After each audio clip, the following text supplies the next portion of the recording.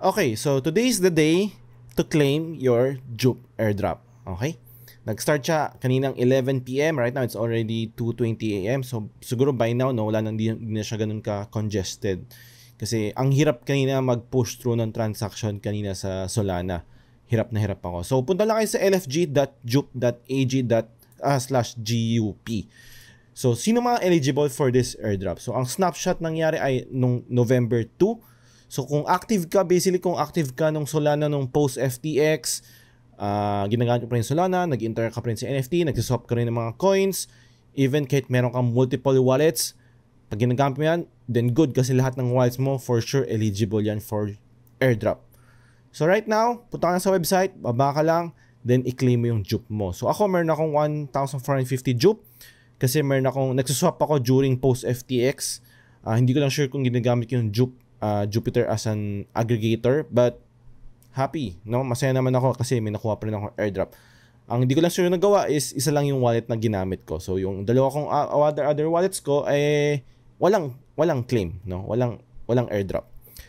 So make sure tama lang yung website kasi maraming phishing websites. Lalo kung mahilig ka sa X, no? Ang daming phishing websites doon. So make sure tama yung URL mo. So right now, ang spot price is around 0.67, so that's around $700 to $800. That's free money. Right? That's free money. So nakapag-claim na ako. Pag nahirapan ka pa rin mag-claim as of this video, palitan mo lang yung RPC endpoint mo from Triton kasi Triton yung default RPC pool. Lipat mo lang sa Helios or sa pool 2, other pool 2s ng Triton and Helios. Or pwedeng custom RPC if meron kang custom RPC. Now, anong ginagawa ko ngayon sa Jup ko? Binenta ko na ba? Hino-hold ko ba? Or bumili pa ako? So, ang ginagawa ko sa Jup ko is nagpo-provide ako ng liquidity sa Meteora, sa DLMM pools. Naglagay ako dito sa Jup USDC, so nag-earn ako ng fees. So, every time marami nagsaswap sa Jup and USDC, may na-earn akong fees. So, right now, nag-earn ako ng around $20 na fees. So, wala pa akong binenta.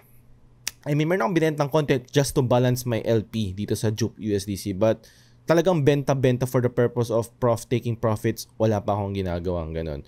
Kasi feel ko, no, medyo big deal kasi itong Jup eh. It's the biggest airdrop dito sa Solana and malaking protocol to, no? Very innovative protocol to.